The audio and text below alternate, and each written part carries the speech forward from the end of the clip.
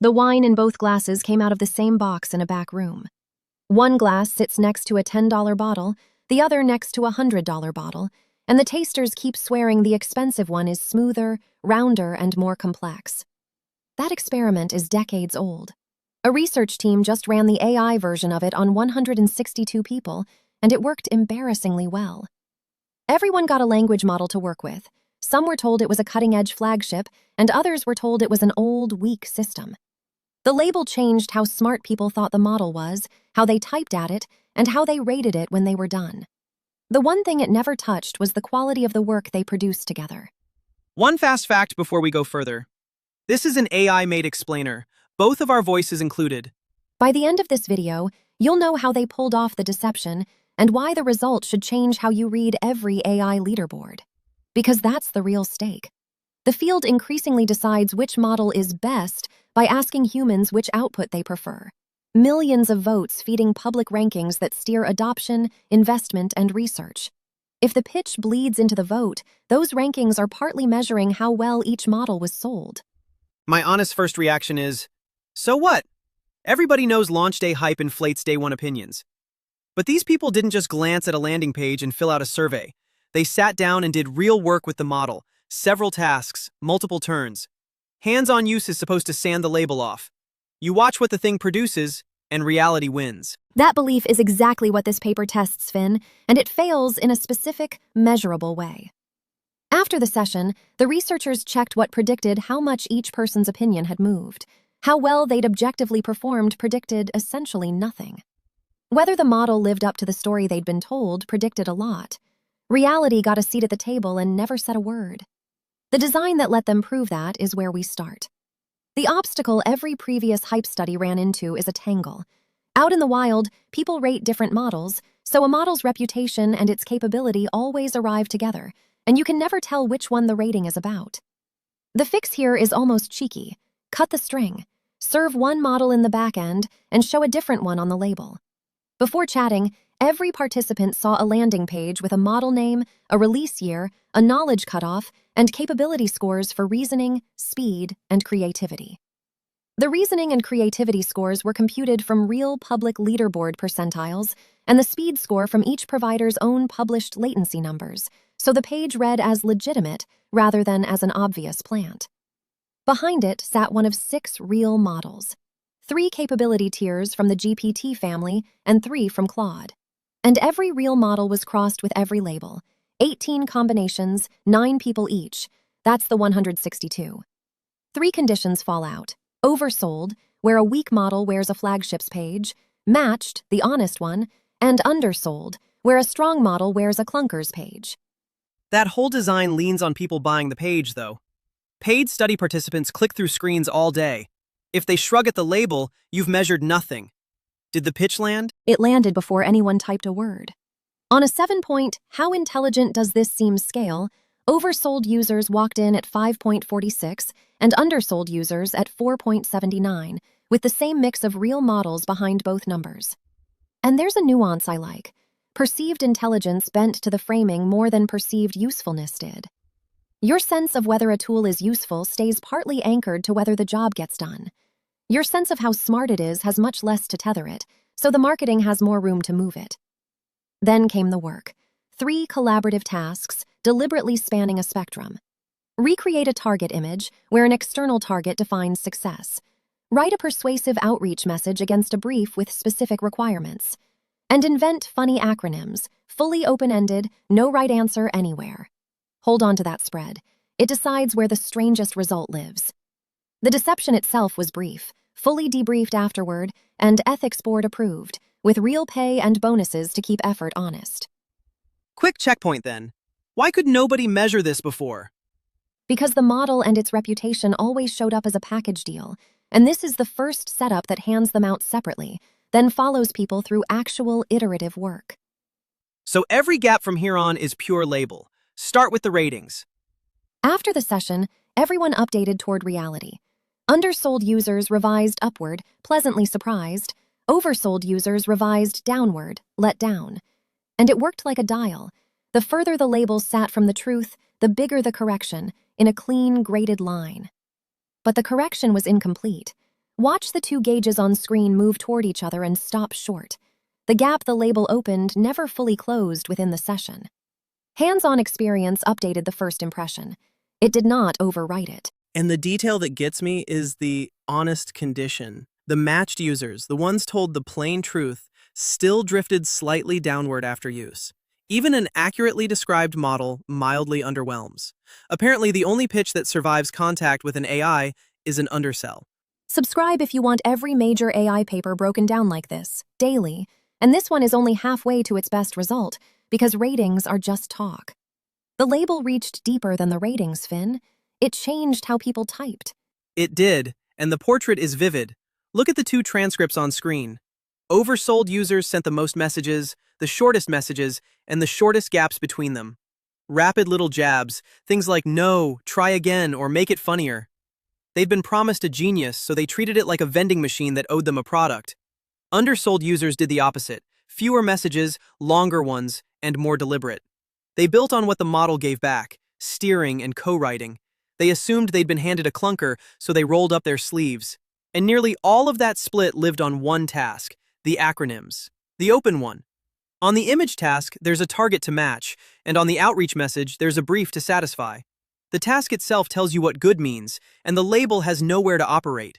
Strip the anchor away, and the expectation runs the show. Which sets up the test that matters. If the label changes engagement that much, you'd expect it to leave a mark on the output.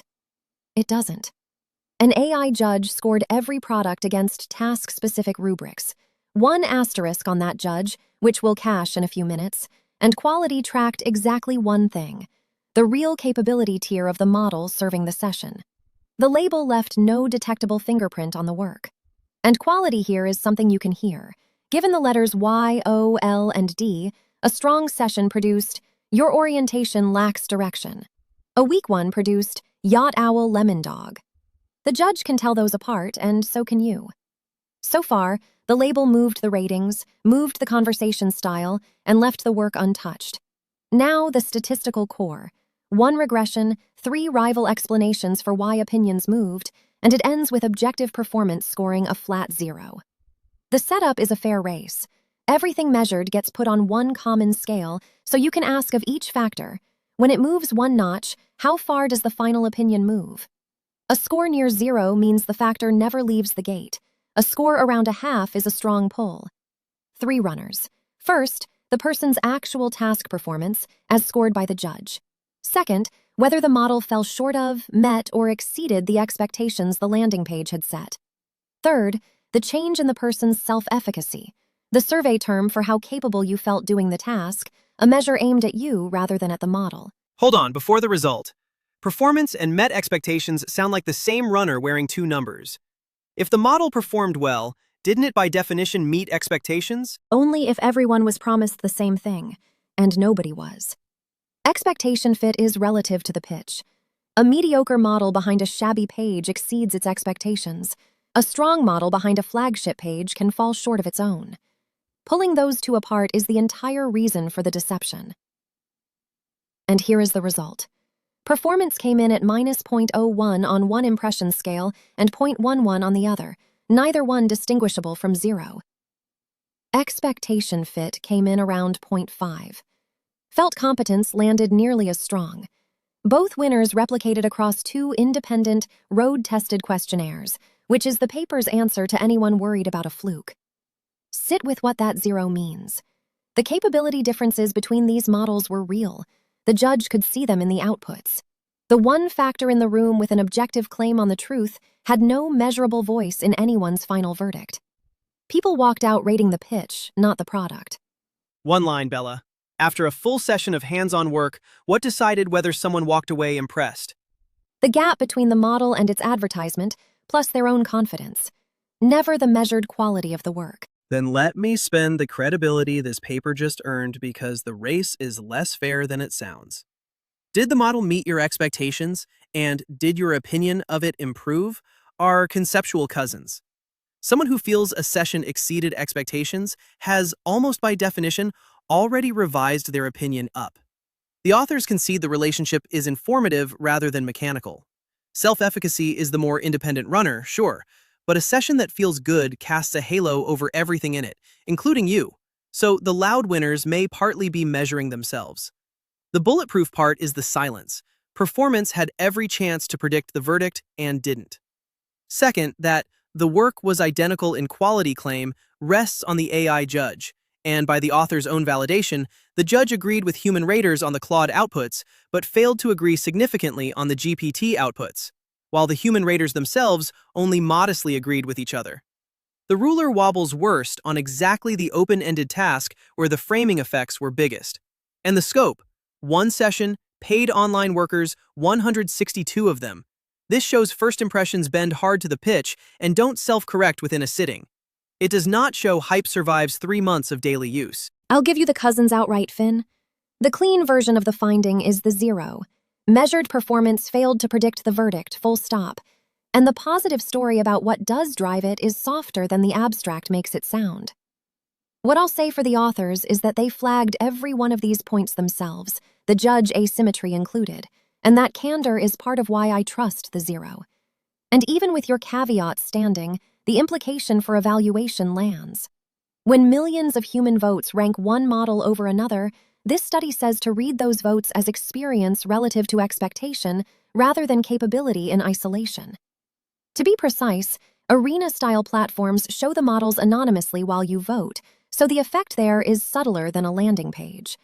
But nobody meets a frontier model cold anymore. The reputation arrives before the first prompt does.